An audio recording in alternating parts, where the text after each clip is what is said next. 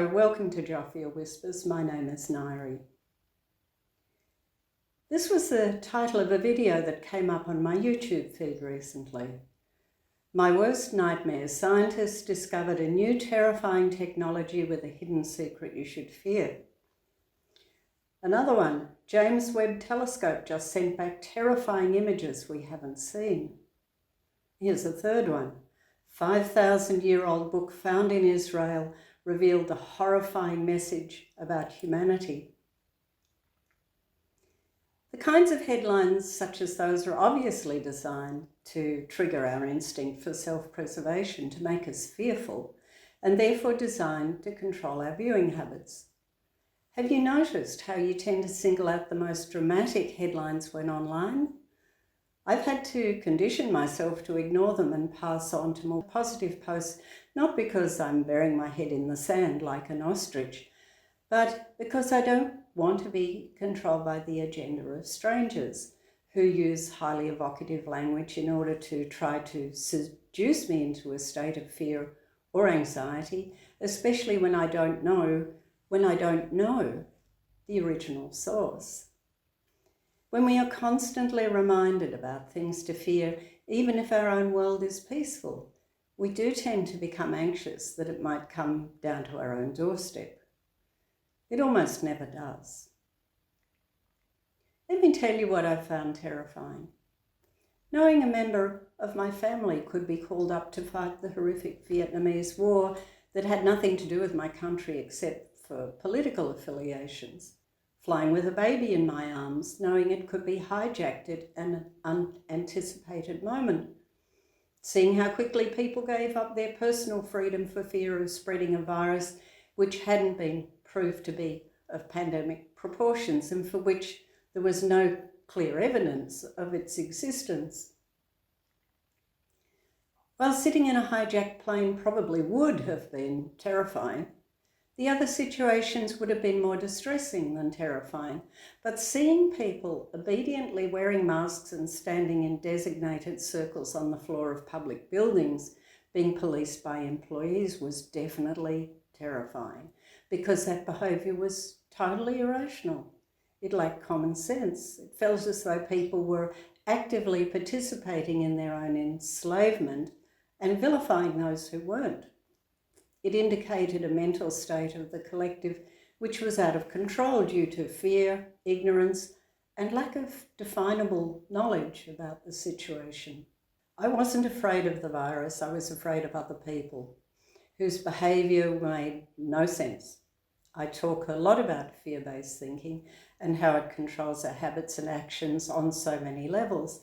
And one of the first things that crossed my mind at the time was the book Swans by Chinese-born English writer Jung Chang, which I had read when it was first released in 1991. That's quite a while ago.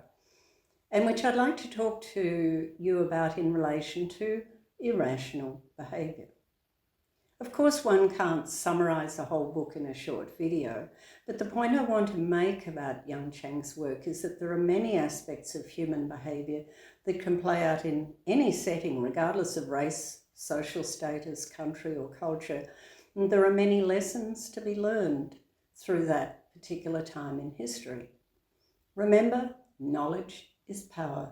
Knowing, understanding ourselves is the greatest form of power. We just don't realise it.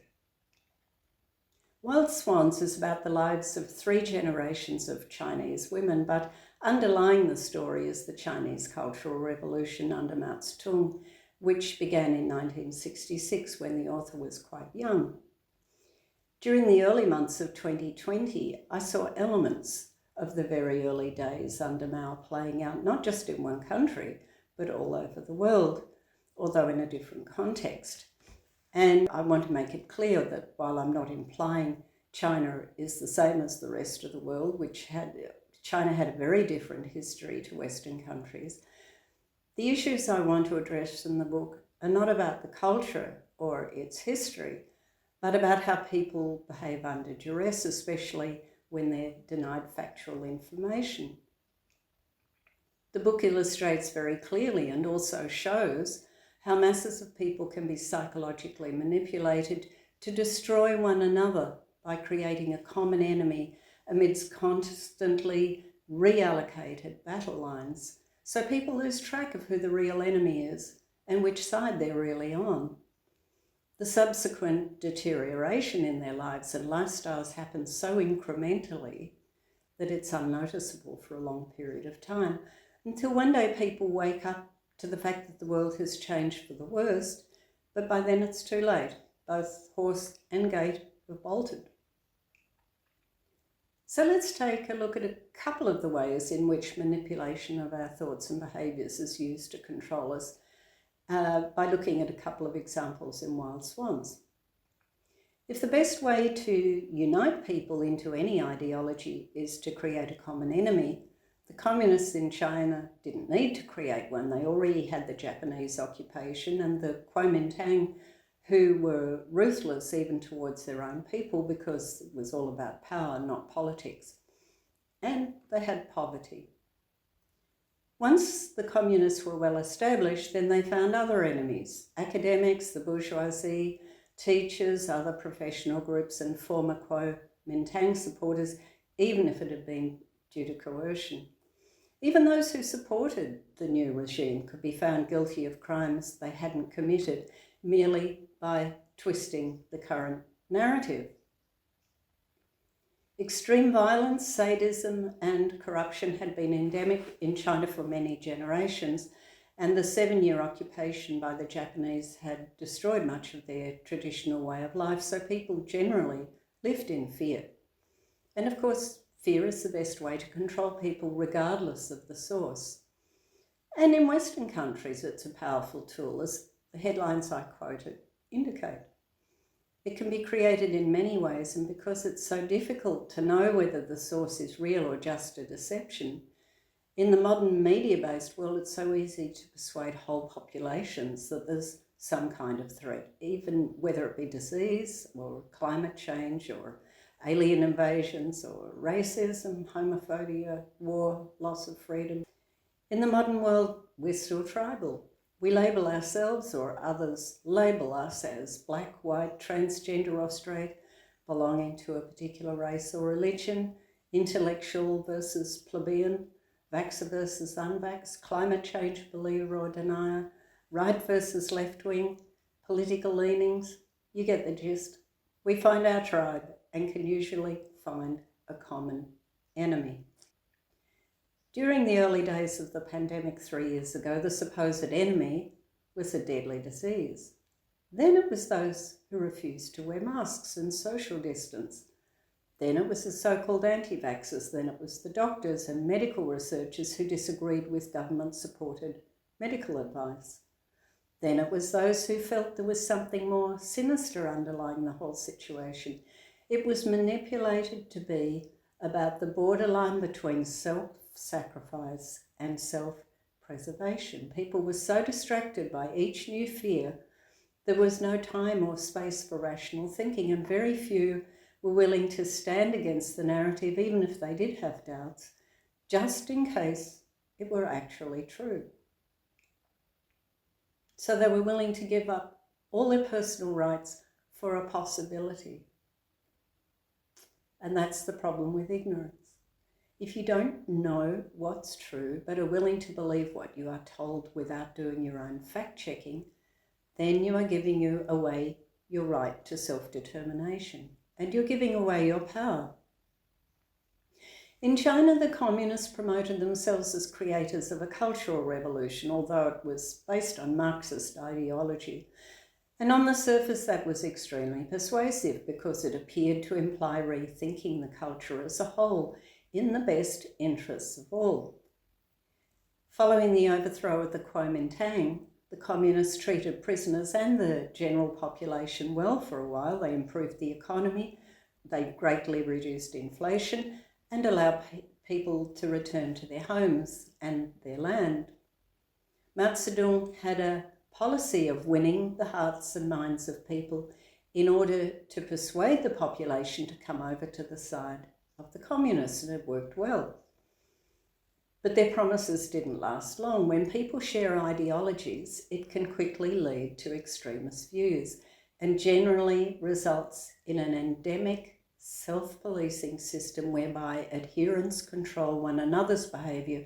And that's exactly what we saw during the pandemic. People in Australia were encouraged to report breaches of the government directives, and many did. There were quite a few instances of unprovoked police brutality and illegal behaviour enforcement because people had committed the crime of thinking for themselves and making their thoughts public. And what was the ideology behind that conforming behaviour? Being a good, responsible citizen, putting the collective ideology of self-sacrifice first, regardless of whether the regulations were effective or not, and the fact that very few people under the age of 85 were even becoming ill. It's very easy to control us when our conscience is appealed to. We have an instinct to look after one another's, and that can be used also as a weapon against us. Remember that. Our best quality of compassion can also be our worst weakness.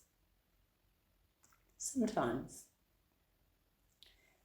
Chang says of Mao that his strategy was to involve the entire population in the machinery of control, promoting the disease narrative through people's ubiquitous and invasive television sets, and shaming people during the so-called pandemic became a way of enforcement, just as was common in China, although brutality there was pretty common, and many who disobeyed government directions, either consciously or unconsciously, were publicly humiliated and even murdered.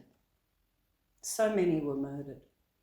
In Western countries, of course, we haven't reached that point because we have a history of being basically peace-loving peoples, at least in principle. But many public demonstrations do end in violence, sometimes due to irresponsible behaviour, but a lot of it's due to police-enforced restrictions inhibiting their right to free speech. Free speech is essential to the ideals of an effective democracy, and it's been increasingly denied us on so many levels, both physical and digital, personal and public. What did Mao say? Involve the whole population. Involve the whole population in the machinery of control. And you know, there was a time when the sole job of the police was to protect citizens. It was never to attack citizens. Something has gone terribly wrong.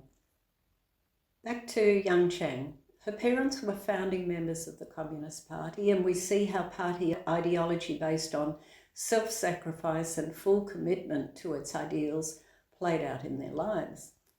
Eventually it backfired on them, and they themselves became victims of the regime they had passionately and loyally supported. The very principles of the new ideology allowed no room for personal welfare. An oxymoron, if ever there was one, given the very aim of the movement was ostensibly to improve people's lives. And once a member of the party, it was almost impossible for an individual to opt out again for fear of reprisals aimed at themselves, members of their family, even distant associates. So everything seemed dangerous.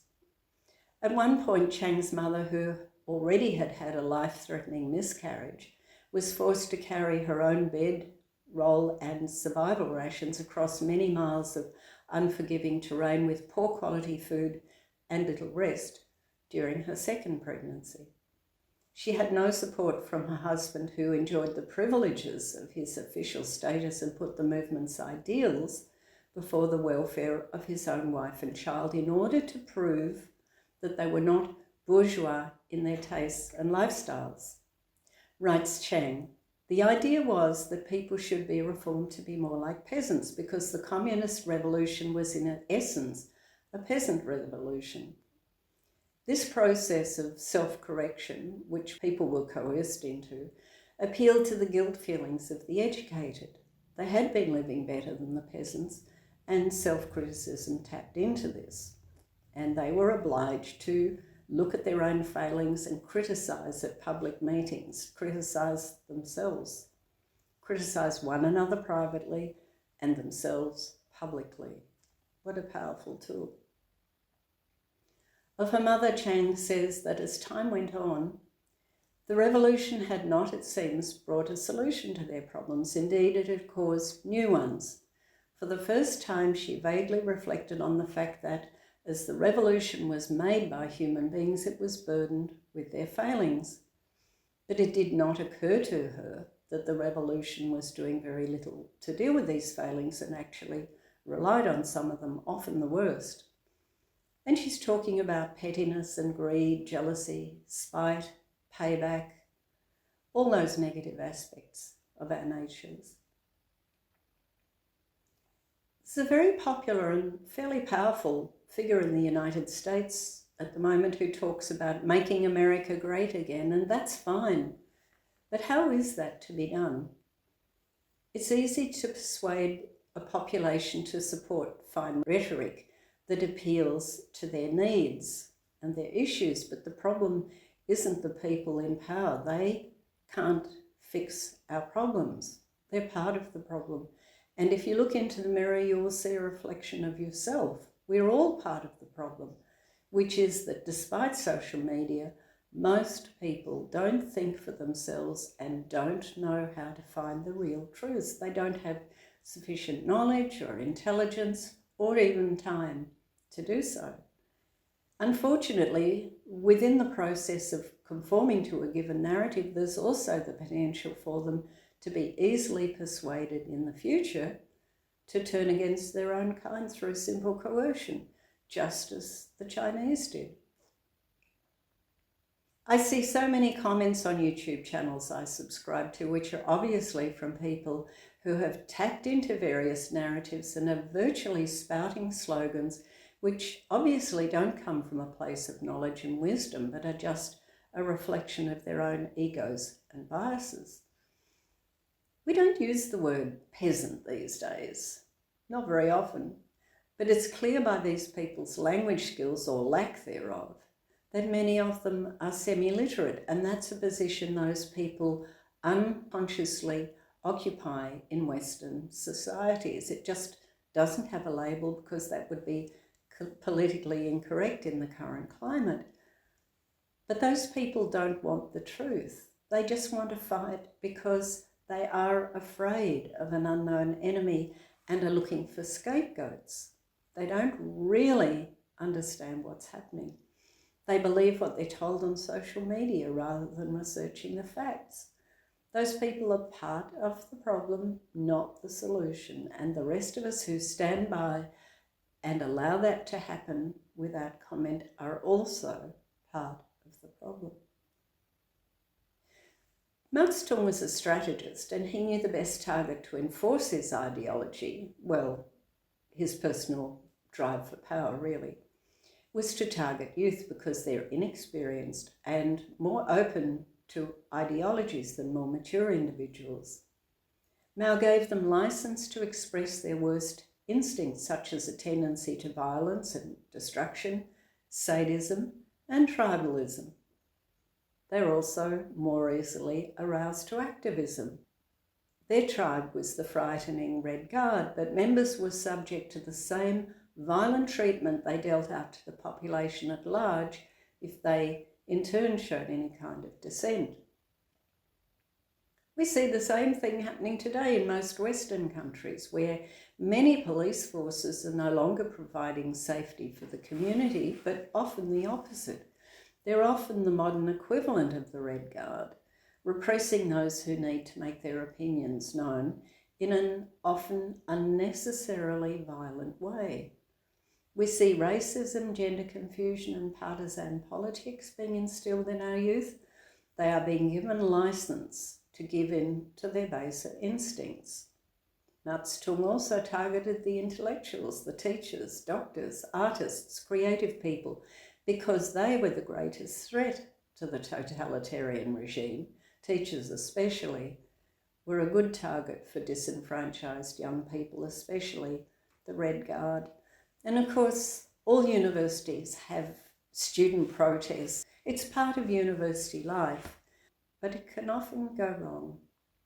I think of one example from a few years ago in the US of how young people can be coerced into radical behaviour, especially while the myth of white privilege is still driving the psyche for many, for whom material success and personal identity are somewhat shaky. This is only one situation that happened, but it could so easily have escalated and still has the potential to do so in the future. Brett Weinstein was effectively dismissed from his teaching post at Evergreen University, a liberal arts college in the US, because he wouldn't support the day of absence during which minority students and faculty would volunteer to take the day off to highlight their contributions to the college. Because in that year, there was a suggestion that other students should join them, and Dr. Weinstein felt they were being coerced. Dr. Weinstein understood how it would set a dangerous precedent and was a form of oppression in itself. This particular issue became inflammatory in an atmosphere of already ongoing student unrest, and he was unfairly, as I understand it, accused of racism. He could see those who were fighting oppression were becoming the oppressors. And that's exactly what happened in China. We see the same thing happening in certain parts of the international political scene right now. I'm not advocating for or against Dr. Weinstein. I don't know him, I don't know the facts, and I wasn't there.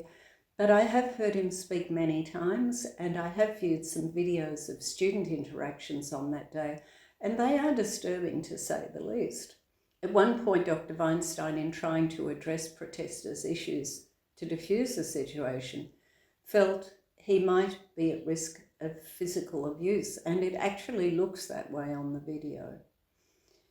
According to an article in the Washington Examiner of December the 12th, 2017, the following year, two of his students, meaning Weinstein's students, neither of them white, attempted to defend him to the angry crowd. They were shouted down. Not following the faux equity party line meant you would be informed that you were wrong, that you were a traitor, and that you needed to change. That is absolutely reflective of events described in Wild Swans. But it wasn't China. It was in a country that presents itself to the rest of the world as an exemplary democratic republic. The article goes on to say, the protesters subjugated and humiliated everyone who did not fall into line. When they ordered the college president to stop gesticulating with his hands on account of the presumably aggressive nature of his hand gestures, he promptly did so. When they insisted that he have an escort to use the bathroom, he acquiesced. They hurled obscenities and insults at him and others. In a civilized world, is that kind of behaviour acceptable? Really? And also from the same article. Evergreen handed them temporary power, an intoxicating thing, instead of establishing boundaries and legitimately empowering them with insight and wisdom. You see, it was not the students who were the driving force behind this disruption. They were rather apparently empowered and encouraged by bad decisions and politics, by the sound of it, on the part of the administration through its so-called Equity Council, represented by a minority of faculty members and staff. The problems had gone back to the year before this event, where a new senior appointment at the college resulted in an enlarged, well-salaried administration, resulting in tightened budgets in other areas, increased interference in academic matters, and increased politicisation of non-academic issues, particularly matters of race. That's what happened at the universities in China. It wasn't about gaining knowledge, it was about supporting the political regime. So there's much more to be understood about that particular situation, but to me it is a melted down version of what I read in Wild Swans, and indeed was setting a dangerous precedent. It to me is a clear demonstration of how brainwashing and tapping into people's fears leads to irrational, illogical, and uncivilized behaviour. The combination is a dangerous beast. Inverse racism has become a strong social force in the US today, apart from other issues arising from legal directives that are geared towards giving more rights to lawbreakers at the expense of decent citizens in that country. One example I saw reported a few days ago was a woman arrested for expelling squatters from her own home. She was arrested, wasn't allowed in her own home. Apparently in her state, squatters have more rights than the owners of the property they have invaded. And then there's the issue of illegal immigrants gaining social benefits, often where regular legal citizens have none and are paying for it through taxation, when clear boundaries of civilised legal behaviour, ethical behaviour, moral behaviour are weakened, people become fearful, and the long-term outcome of fear is aggression and very often serious violence. Partisan thinking and reprisals, an eye for an eye, a tooth for a tooth, creates a perpetual Mobius loop which can never be resolved, and it comes back again to the manipulation of our thoughts by creating common enemies and tapping into our ignorance, fears, and basic instincts. And I did speak about fear-based beliefs. I think it was in video number 4 I did a few weeks ago, if you'd like to have a look at that. To quote finally from Joffia Whispers, "Where the deep shadows of fear and anger reside, truth is often lost." But you know, truth is empowering if you have the courage to put the ego to one side, admit your ignorance, and look deeply inside to see the bigger picture, to see the realities of life itself away from the personal. The bigger picture always gives a clearer vision. Know thyself, know thine weaknesses, know the truth. Now, I don't know Jung Chang personally, I've never met her, but I found Wild Swans eye-opening when I read it all those years ago, to say the least, and I often recommend it to people. It's so very relevant to what's happening in the world today. And in fact, I'm reading it again, and I'm recommending it to you if you have time, because we are heading into more troubled waters, more and more troubled waters right now. It may almost seem well in your world, and I hope it is well in your world, but the signs of trouble are there if you're paying attention. Pay attention. Know what is really happening. Don't buy into other people's narratives. Listen to all, but believe none unless you have clear evidence that what they're saying is true and it's not just a manipulative device. And of course, you do have to be open to everything out there, because some of it is true, but it's up to you to find out whether it's true or not and act accordingly. That may seem an obvious piece of advice, but we're all vulnerable to persuasion, every one of us, especially when friendships, family relationships, and our positions in society are threatened. But just remember, truth is power, knowledge is power. If you'd like to comment on this video, please feel free to do so, but do keep the conversation relevant to the issue at hand and respectful. I've also put a link to one interview with Jung Chang. You might like to look at that just to hear it from the writer herself. And thank you for joining me. I hope to see you next time. Until then, stay well, stay blessed.